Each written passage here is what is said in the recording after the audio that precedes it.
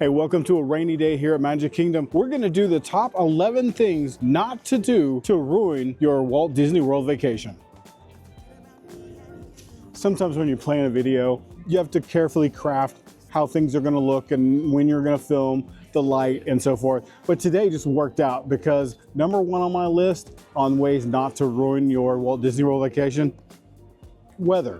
It's the coldest day in Orlando so far this year. It's gonna be down in the 40s this evening and raining all day long. So this is one of the things you can control. Some people are gonna laugh at me about talking about it being in the 40s and being cold, but this is why I moved to Florida, because I don't do cold. This to me is very cold. I'm wearing my jacket, my jeans. Just know that when you come here, it might be less than ideal.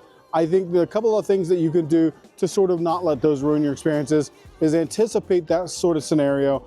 Bring several different types of clothing. Now, if you're coming in July, you don't need to worry about a coat. But if you're coming December, January, February, you might want to think it could be t-shirt weather and shorts, or it could be jacket weather, and maybe pack a little bit of both. If you're staying on Disney property, there's a couple of different things that if you run into a scenario where you don't have the right clothes for the weather, or you need a raincoat or a coat or new tennis shoes or whatever it may be, the gift shops at the Disney resorts are pretty well stocked with some of the basic items that you need.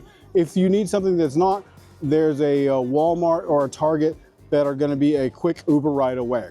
So number two on my list that will ruin your Walt Disney World vacation, shopping too early in the day as soon as you enter a park and then having to carry that item around with you the rest of the day. Wait until the end of the day, get it on your way out. I promise you, you're gonna have a much better day.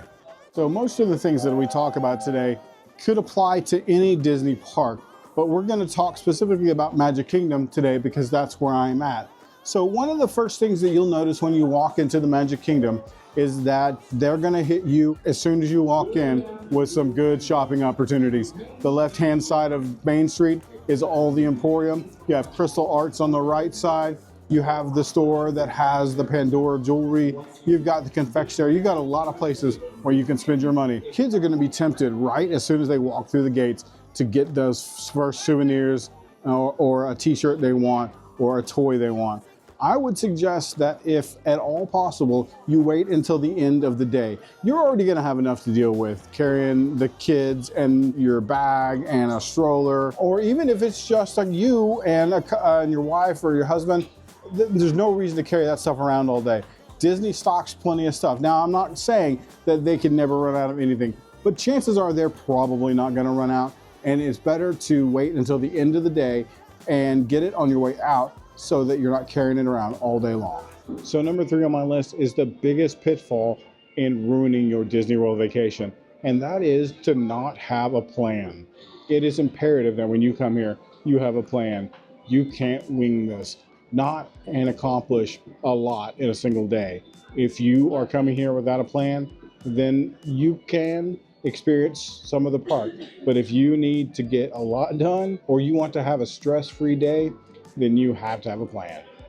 So if you wonder what I mean by have a plan, you need to have done a little bit of research. If this is your first trip to Disney, this is not a place that you come and just wing it. This is a place that is big and it's crowded, and the lines are long and it's complicated, and you really need to have done some research. Now, a couple of things that you can do to help this along is Disney has a pay program called Lightning Lane. They have single pass lightning lanes, which you can purchase for top tier attractions in each one of the parks. They also have a lightning lane multi-pass, which allows you to book up to 3 different experiences in advance of your trip. And then as you use your experiences, you can book more. This takes a little bit of time and understanding. There are plenty of videos out online about how this program works, and I would highly suggest that you take the time to learn about MultiPass. Now, thirdly, as of today, you can purchase a new program called Lightning Lane Premier Pass. This is not a new program, but this is new in the sense that previously you had to be staying at a Disney Deluxe hotel in order to book this. Today, as of January 21st, anybody can book this. Now, it is expensive. I just looked for, like, if I was to book this for tomorrow for Magic Kingdom, it would be $359 per person. That's in addition to the cost of your ticket.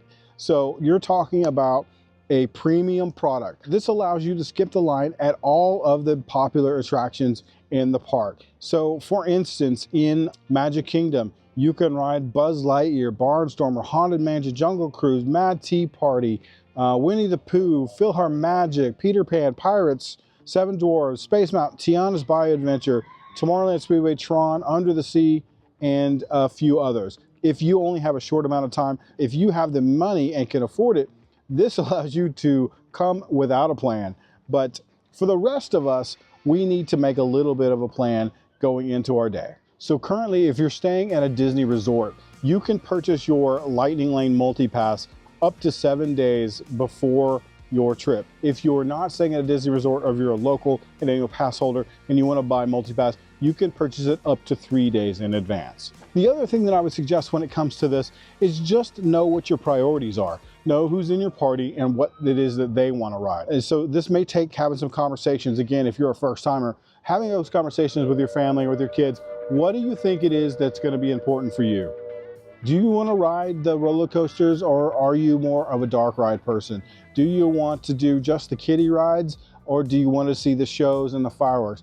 All of those things come into play in planning out your day, because when you're in the park, you've paid a premium to be here, so you definitely want to take advantage of all of that time. All right, number 4 on how not to ruin your Disney World vacation, that is to know about attractions and experiences that are closed or down for refurbishment. So here in Magic Kingdom, Big Thunder Mountain is currently closed for refurbishment. It's going to be closed for the better part of 2025. So if you didn't know this, and this was a ride that you were looking forward to riding, you would be disappointed. So I would do some research before you come to avoid those disappointing circumstances and not knowing that the ride that you're looking forward to is currently down for an extended refurbishment. You can find a list of all of the existing experiences, places, restaurants, rides, shows, all on the Walt Disney World website. You can find a list of all of those things that are closed.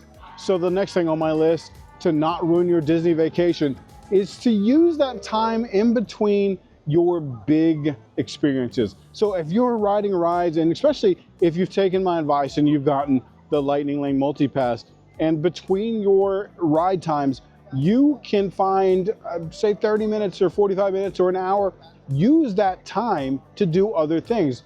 Don't just kind of wander around and do nothing. Again, like I mentioned, park time is valuable. So use that time to go get a snack, or sit down and get a quick service meal, or do some of the smaller attractions, or a show like Country Bear Jamboree or Hall of Presidents, or something that you would like to do but is not a top priority. Those little tiny moments you can take advantage of, and they add up over the course of a day. So don't let the time get away from you. So use that time wisely. Next item on the list to not ruin your Disney vacation is to get the virtual queues. So what's a virtual queue? You ask, why do I need one? Currently, there are 2 virtual queues in all of Disney World. One is in Epcot, Guardians of the Galaxy Cosmic Rewind, and one here in Magic Kingdom, Tiana's Bayou Adventure. Now what that means is that those rides do not have a standby. You cannot walk up to those rides and get into a regular standby line and experience those attractions. There's only 2 ways to do it. One is to get a virtual queue, or one is to buy an individual Lightning Lane. So if you are looking for the free option, you have to join a virtual queue.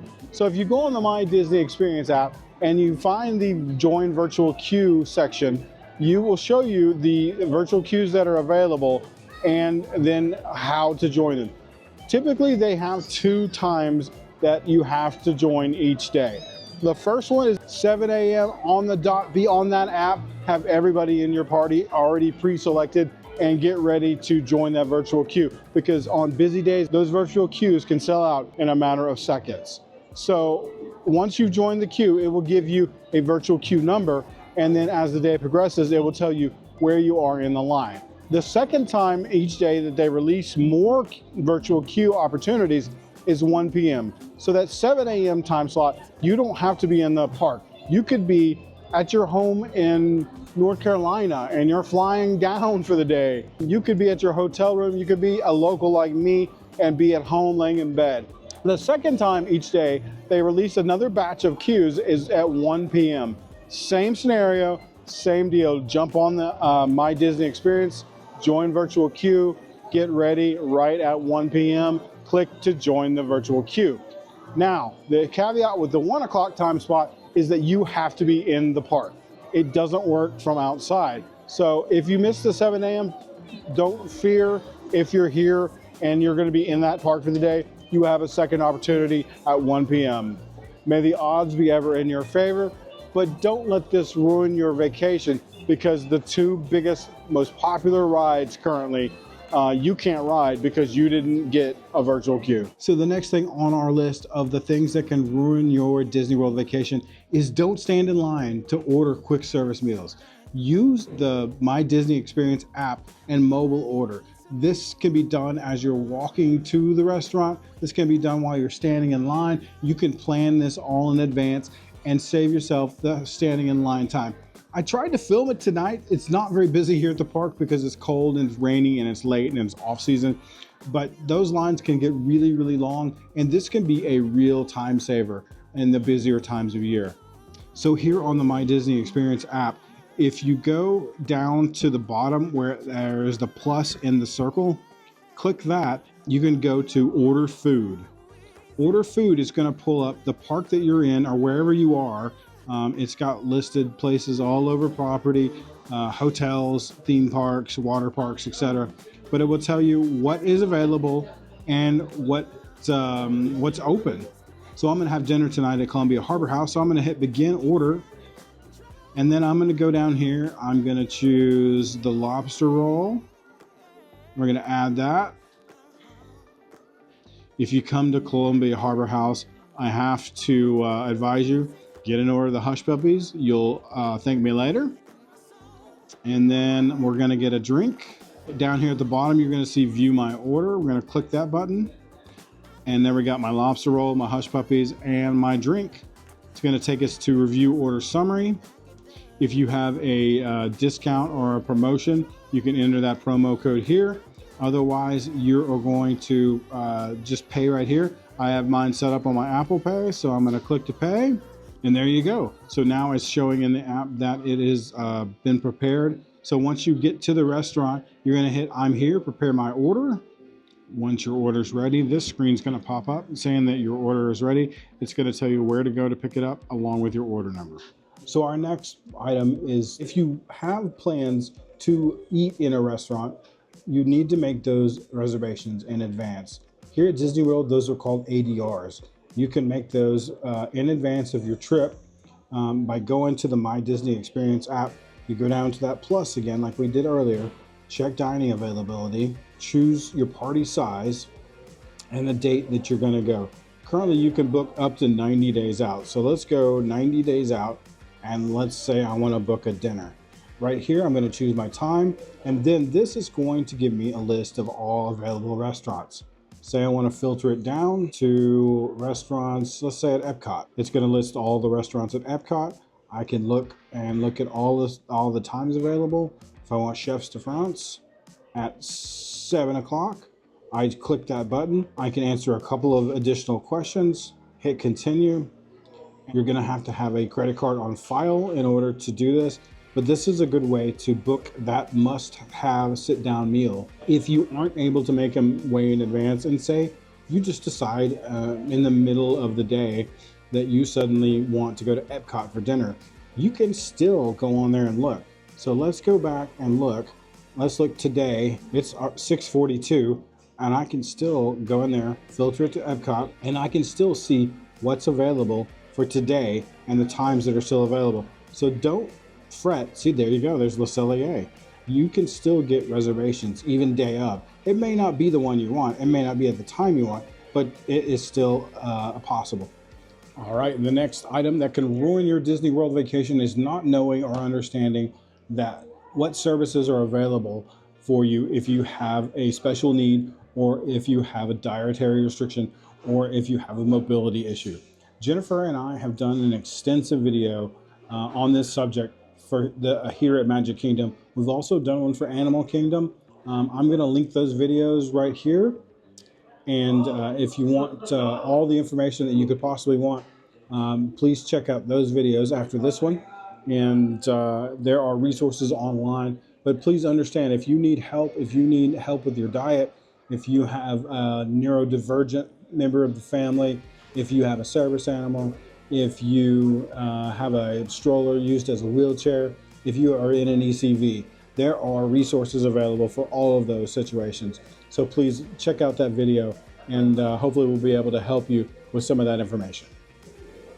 The next thing that can ruin your Disney World vacation, if you let it, is one that I'm very, very guilty of, and that is letting other people ruin your experience. You are gonna run into people from different cultures and different places in the world with different customs and different traditions and different societal norms. And sometimes it is a tough pill to swallow, because what you think is normal and is socially acceptable behavior, other cultures, it can be very different. Then there's also just gonna be rude people that walk 7 people across and look at you like you're crazy when they push you off the sidewalk to get their entire family in one row. People forget their manners. Some people, I guess, just don't have manners, and other people just act really terrible. This is your trip, this is your vacation. Don't let somebody else affect how you live it and how you experience it.